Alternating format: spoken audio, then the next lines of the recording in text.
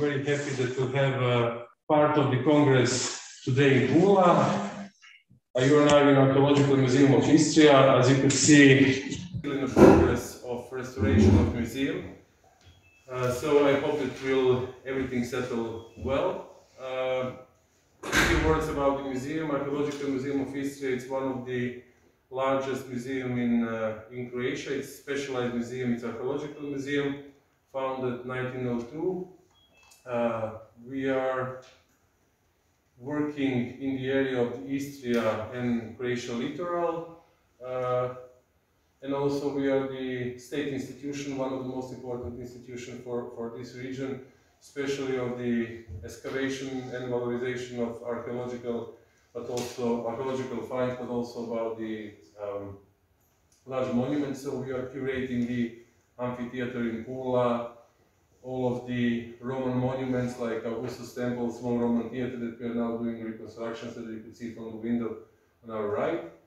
I'm not going to tell you about the importance of radiology and the archaeology because you know that better than me. So I hope that you enjoyed your stay yesterday, that you visit some of the monuments in Pula. I hope that you're going to catch some of the sun during the day. Enjoy your stay. Thank you to Mislav for organizing this part and for addressing me and asking me if we want to organize a conference like that. So I'm very happy that during this period of COVID, which is very serious and not easy to organize a manifestation of that, so that Mislav organized something like this, and I hope that we're going to meet each other in Pula again next year in a couple of years. So okay, ladies and gentlemen, dear colleagues, it's a great pleasure for me to be here in Pula, and big thanks for the invitation and the organization of this manifestation. So I'm Fabrice Dedouit, so I'm forensic pathologist and radiologist in Toulouse, so in southwest of France, and I would like to present you a case we had. So it's a French artificial mummy who died in 1661, and it's a case report dealing with, of course, imaging and anthropology. So everything began in French Brittany. So French Brittany, it's this part here of France. So you've got the map here, okay, and precisely in Rennes, okay. So you've got here the red point. During a rescue excavation and in fact work concerning the floor of a church, which is called the Church des Toussaints. In fact, it was a previous school of Saint Thomas. So, and they found, in fact, you see a sarcophagus, a lead sarcophagus. During the work, in fact, the sarcophagus was damaged here. And so they were able to see that something more was within the sarcophagus. So here it's the position of the sarcophagus with the situation in the church. And so they decided to open the sarcophagus. In fact, there was a plaque, a lead plaque with some inscription. And so it was very useful to identify, in fact, who was within the sarcophagus. So, and it was Louis de Brelon du Plessis, and you've got the date of death. So the body was extracted from the lead sarcophagus, and also there was a travel from Rennes to Toulouse in the southwest of France. And so at the autopsy room, so we undressed the body. So it was a man who was dressed with a large shirt and recovered by a truth. So I show you some different pictures. So we decided to perform a CT scan before autopsy. So you've got here pictures during the removal of the clothes, in fact. So you can see that the state of the lower member is not so good. Here are some 3D reconstruction showing the body. Okay, and so at the end of the undressing phase, so you can see that here you've got a scar here, okay, so which is visible, in fact, on the 3D reconstructions. You can see that except the lower member, the rest of the body is well preserved. You've got here one picture focused on the eye. And so what we suspected, in fact, is that in the sarcophagus, there was some air and waterproof condition, so anaerobic condition, and no damage of the sarcophagus. So with humidity and juice of putrefaction, so maybe it could explain a good state of preservation concerning the body, in fact. So we saw this surgical scar, okay, which was cross-shaped. So you've got here the tall and the weight of the body. Of course, the main hypothesis was an artificial mummification process. And also during the external examination, we showed that oral cavities were filled with the material. Okay, so we began to clean, in fact, the head of the body. So here, the final result of the cleaning. So before the CT, we always perform what is called a scoot view. So it's a topogram, it's a global view, like plain X-rays of the body. So it show you a global view of, for example, trauma or metal artifacts. I don't know. So when we are looking at the head, so you can see that you've got rest of remains of brain within the skull with the cerebral meninge also.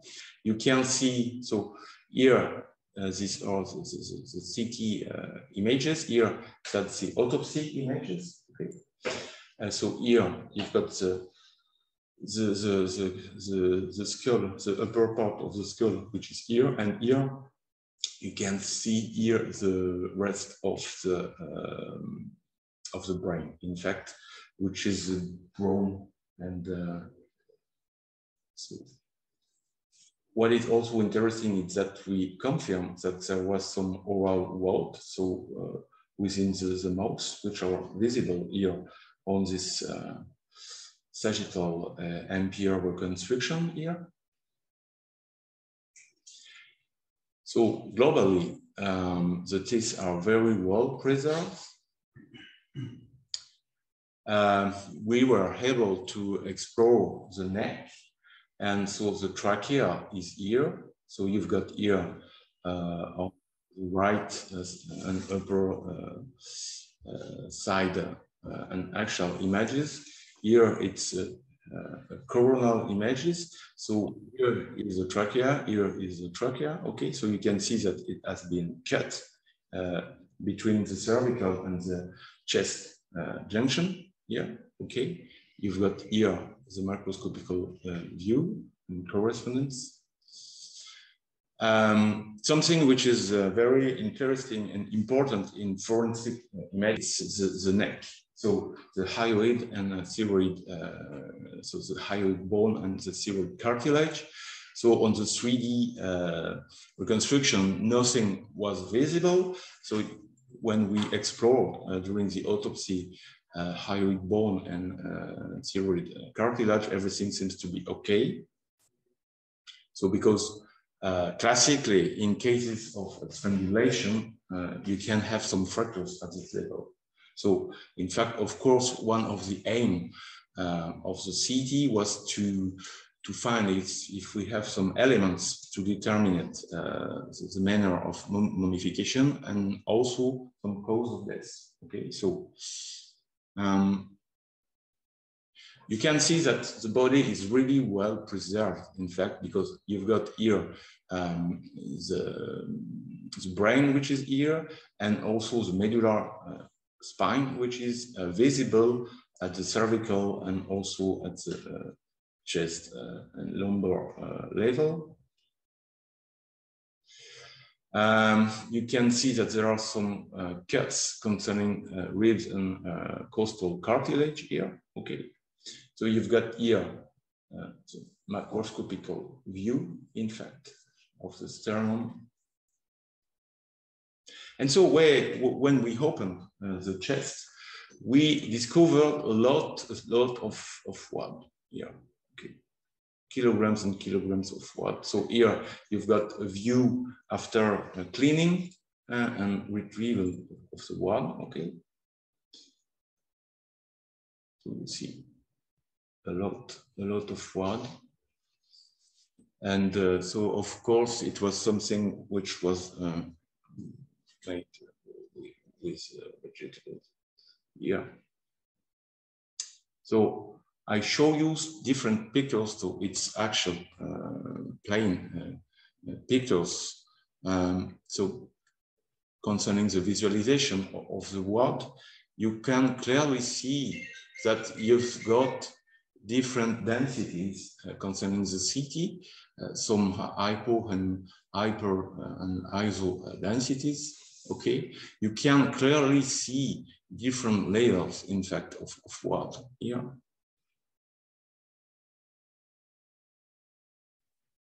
But the best image, in fact, is this one, this reconstruction. Okay, so you've got the head here, the toes which are here, and you can clearly see the different layer of wood. And so it was a surprise when I performed the autopsy, because we thought at the beginning that the body was completely inside clean. But in fact, we found the abdominal aorta, and also so the idea was, so the aorta seems to be here. Okay, you've got also the bladder, which was here.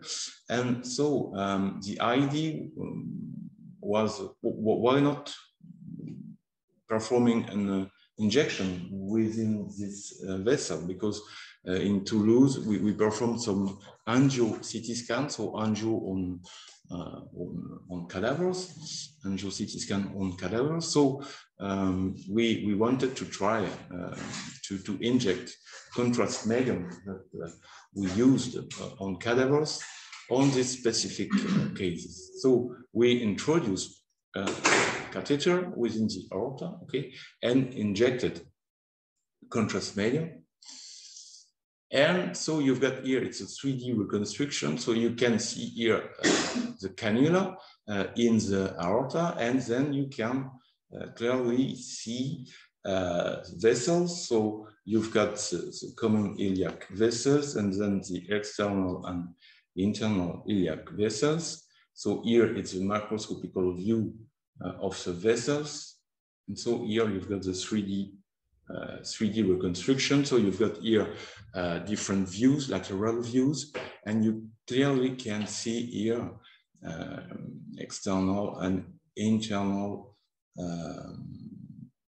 iliac arteries. So once again, here the cannula and the vessel, which are visible. Of course, there is no opacification of the lower lumps because of the state. As I show you, it's quite skeleton. So of course, there is no more vessel at its level. Okay. So to sum up, we had no sign of trauma of violence. We had intentional argument for intentional preparation for mummification, with an artificial mummification with different stratification of different different wards. So we suspect that the aim of the different wards was different, maybe one for odor, one for absorption. And so we saw that there was a good preservation of the head, the neck, and the pelvis. Okay, so it's very interesting because with this case we have a direct visualization of the procedure concerning the mummification process, because you have the skin information, so which is really rare, of course, with also indication concerning the thoracotomy and also the ward. So really, it's really a very nice case because it increased possibilities in terms of diagnosis, because we had the soft tissues. So the question is it a new domain for archaeology or bioarchaeology? I don't know. And so what is interesting is that you've got here all the descendant of the family, the Brulons family. In fact, they were founders of the school of St. Thomas, okay? And Louis, he had a military career. So, but we know when he died, but the date of born is unknown. Okay, so it's only a case to present you the complementarity of quite everything. So the imaging and also the anthropology, also forensic pathology with different also disciplines like history, like DNA, like botany, like really. So it's really fantastic. So thank you very much. Fabrice, thank you so much for this excellent presentation. Does anybody have questions? I just wanted to ask, was the dissection, was it done, did you cut the skull, or was it done post-mortem in 1661? No. The skull was intact. We opened it during autopsy. Okay, because there was, the custom of dissecting people. Yeah, no, it was really well preserved, and so that's why we had the opportunity to see the rest of the brain. Okay, but we performed it by horse, brain autopsy. So this is the first case of angiography in telepathological studies, no? I think so. Yeah. Congratulations. It's very, I think it's very informative. And do you think maybe it could add some knowledge to ancient atherosclerosis? Yeah. It's possible. It's possible. But it was really unexpected because that's always the same when you are working on mummies or interesting cases. You never know where it will go, because so we plan to perform the CT scan, to perform the autopsy, to make correlations between autopsy, so macroscopical view, and CT. But we saw that the body was completely clean. So it was really, what you have to understand is that when I performed the autopsy, at the beginning I saw nothing, because in fact the aorta was completely collapsed due to the pressure of the wall. And so during the dissection I saw something, and progressively I understood that it was the aorta, and so we had the idea then to perform the injection, but it was completely unexpected. Yes. Thank you for your wonderful lectures and kind invitation. It's so great to see you on. I have a question to Fabrice. In one of the slides, while talking about layers of the Yeah. there were some radiopaque granules in the sagittal view of the body. Yeah. How do you interpret them? I think it's lead. In fact, there are some analyses that were performed on the different words, layers of words. Things are going on concerning this. We don't have yet all the results. But what we can see is that there are some taphonomical changes that maybe can explain those different aspects.